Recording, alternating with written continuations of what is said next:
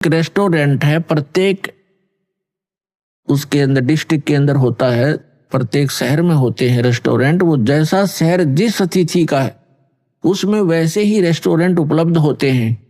जहां घने धनी लोग जाते हैं वहां पर बहुत अच्छी सुविधा और सब बकवादों से जो है युक्त वहां पर रेस्टोरेंट मिलते हैं। तो जितने ज्यादा पुण्यकर्मी प्राणी होंगे उनको जिस लोक में वो जाएंगे वो अच्छा रेस्टोरेंट देंगे, उनको अच्छी सुविधाएं प्राप्त होंगी, उनकी जेब कटेगी खुद की, पैसे उनके अपने खर्च होते हैं जो रेस्टोरेंटों में जाते हैं। तो पुण्य समाप्त होंगे उन साधकों के, वो समाप्त होते ही फिर नरक के अंदर डाले जाएंगे। क्योंकि जब तक हम पूर्ण परमात्मा सत्य पुरुष की साधना नहीं करते, सत्य गुरु से लेकर सत्य साधना नहीं करते, तब तक हमारी या चलो चलो मिटे नहीं और जन्म मृत्यु सदा बनी रहेगी। और दोनों ही कर्म भोगने पड़ेंगे, तब तक हमने पुण्य भी भोगने पड़ेंगे और पाप भी भोगने पड़ेंगे। पुण्यों के लिए स्वर्ग रेस्टोरेंट है और पाप के लिए नरक वो जेल है, और फिर जन्म मृत्यु सदा बनी रहेगी। तो इसका विकल्प अब पता चला, इसका अल्टरनेट का पता लग गया है, इसका समाधान हो सकता है। तो हमने ये ग्रहण करना चाहिए और अपना कल्याण कराना चाहिए। अब जो प्रसंग चल रहा है कि गीता ज्ञान दाता कहता है मेरी भी जन्म मृत्यु होती है, अर्जुन तेरी भी होती है। ये ब्रह्मा विष्णु महेश का पिता है और दुर्गा इनकी माता है, ब्रह्मा विष्णु महेश की। श्री दुर्गा जी इनकी माता है और ये सरपुरुष गीता ज्ञानदाता ये काल, ये श्री ब्रह्मा श्री विष्णु श्री शिव जी के पूज्य पिताजी। अब ये भी नासवान, इनका पिता भी नासवान। ये खुद कहता, गीता ज्ञानदाता कहता है अध्याय नंबर 2 के श्लोक 12 में, गीता अध्याय नंबर 4 के श्लोक 5 और 9 में, गीता अध्याय नंबर 10 के श्लोक नंबर 2 में कि अर्जुन तेरे और मेरे बहुत जन्म हो चुके हैं, तू नहीं जानता मैं जानता। और फिर ये अपनी साधना बताता है और इसलिए ये कहता है कि गीता अध्याय नंबर 18 के श्लोक नंबर 62 में, गीता अध्याय नंबर 15 के श्लोक नंबर 4 में कि अर्जुन तू सर्वभाव से उस परमेश्वर की शरण में जा। कौन से की? उस परम अक्षर ब्रह्म की, उसकी शरण में जा। उसकी कृपा से तू परम शांति को और सनातन परम धाम को प्राप्त होगा, उसी परमेश्वर की कृपा से।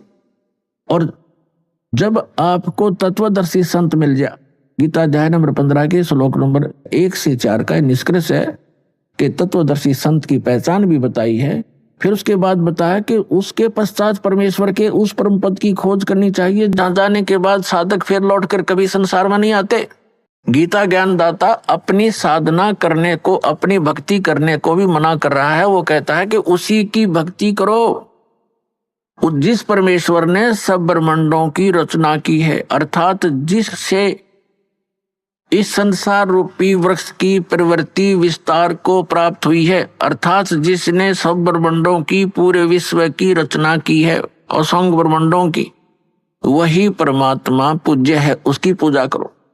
अब प्रसंग चल रहा है श्रीमद् भगवत गीता अध्याय नंबर 4 के श्लोक नंबर 32 में गीता ज्ञानदाता कहता है कि अर्जुन अभी तक मैंने आपको अध्याय इसी 4 के श्लोक 25 से लेकर 31 तक जो भी साधनाएं बताई वो कंप्लीट नहीं है, वो पूर्ण नहीं है। वो तो उन साधकों की अपनी सोच है कि वो प्रत्येक अपनी साधना जैसी भी कोई कर रहा है उसको पाप नाशक मानकर कर रहा है। यानी पाप नाशक भी मोक्षदायक, पाप नाश होंगे तभी तो मोक्ष होगा। पाप नाशक जानते हैं, लेकिन अब क्या बताया है चौथे अध्याय के 32वें श्लोक में, यहां पर थोड़ी सी जो अनुवाद करता है, अनुवादक हैं गीता जी के, गड़बड़ कर गए। क्योंकि जहां इनकी बुद्धि ने काम नहीं किया वहां अर्थों का अनर्थ किया इन्होंने। उदाहरण के तौर पर गीता अध्याय नंबर 7 के श्लोक नंबर 18 में अनुत्तम शब्द है, तो उसका इन्होंने अति उत्तम कर दिया। ये बालक भी ना कर सकता, 4ठी कक्षा 5वीं कक्षा का। अनुत्तम माने अति उत्तम, कोई लिख देगा 0 नंबर आएंगे उसके, और ये 100 के 100 नंबर प्राप्त कर रहे। ये अज्ञानी अनुवादक और ऋषि महर्षि। इसी प्रकार गीता अध्याय नंबर 18 के श्लोक नंबर 66 में एक वर्ज शब्द है। वर्ज का अर्थ जाना होता, आना नहीं होता। जैसे इंग्लिश वर्ड गो है, तो गो का अर्थ आना नहीं हो सकता, जाना ही होता है, कहीं पर भी लिखा हो चाहे। इसमें समास और फलाना और ये बकवास है, इनकी अपनी अज्ञानता का प्रमाण है उनका। वो गलत बताते हैं हमारे को कि ऐसे बनता है ऐसे बनता है, ये इनकी क्योंकि अज्ञानी व्यक्ति कुछ ना कुछ तगड़मबाजी तो करेगा।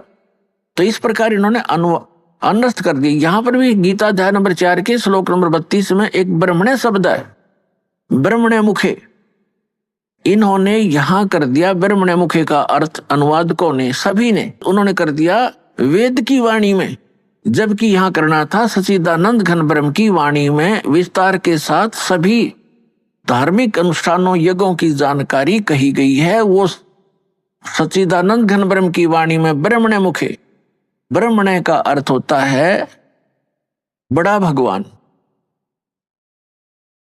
यही ब्रह्मण शब्द है गीता अध्याय नंबर 17 के श्लोक नंबर 23 में, ओम तत्सत इति निर्देश है ब्रह्मण त्रिविध समर्थ है।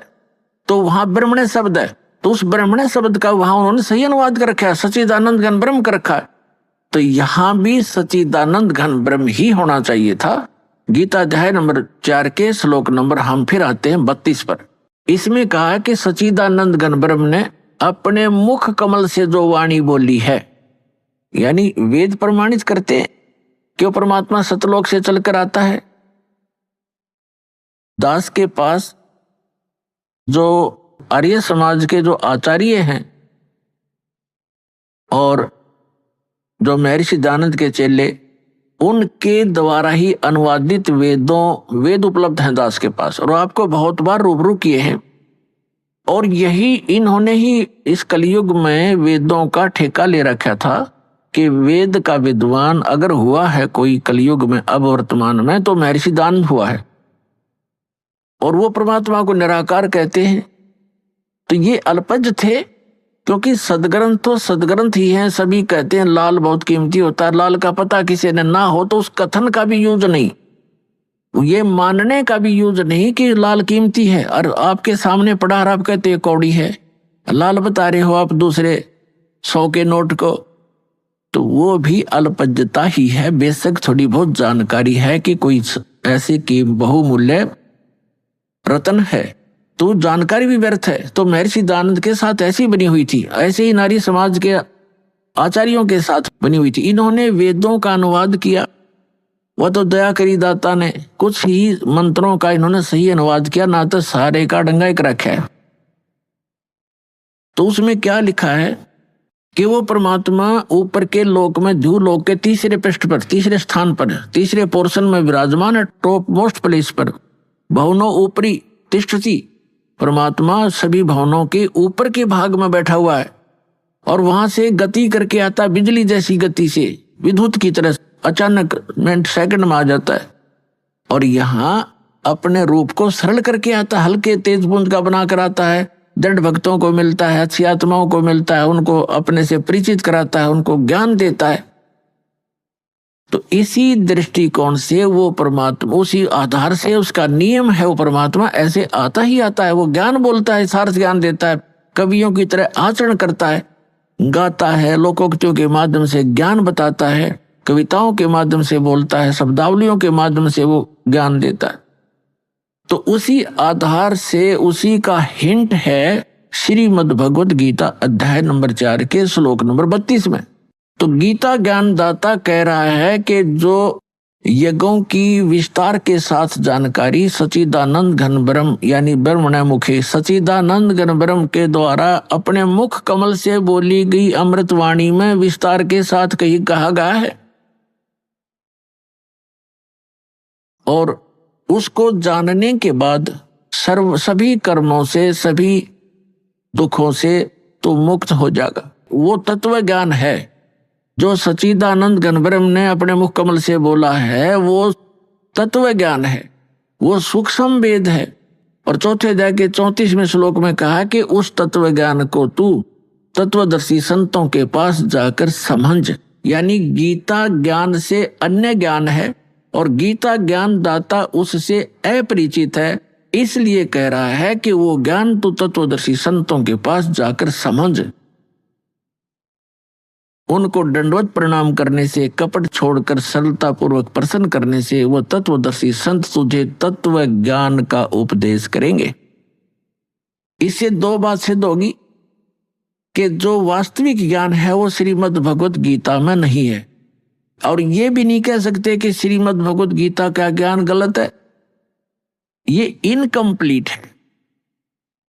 जैसे मैट्रिक क्लास के 10वीं कक्षा का जो सिलेबस होता है वो गलत नहीं होता, लेकिन वो एमए और बीए का नहीं है, वो अलग से है।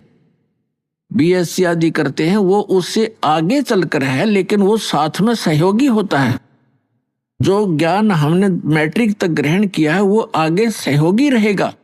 इसी प्रकार गीता जी का जो ज्ञान है, वेदों का जो ज्ञान है, ये इनकम्प्लीट है लेकिन गलत नहीं है। तो इसमें क्या कहा है कि उस ज्ञान को जो इनसे हटकर कंप्लीट स्पिरिचुअल नॉलेज है, उसके अंदर इन वेद और गीता, पुराण, कुरान, बाइबल, इन सभी का ज्ञान समावेश है, क्योंकि वो सबका करता है और सबकी सचिति से परिचित है, और वो प्रत्येक प्राणी के प्रत्येक कर्म से भी परिचित है। वो परमात्मा पूर्ण ब्रह्म है। तो यहाँ प्रसंग चल रहा है कि उस तत्व ज्ञान को तत्वदर्शी संतों के पास जाकर समझे।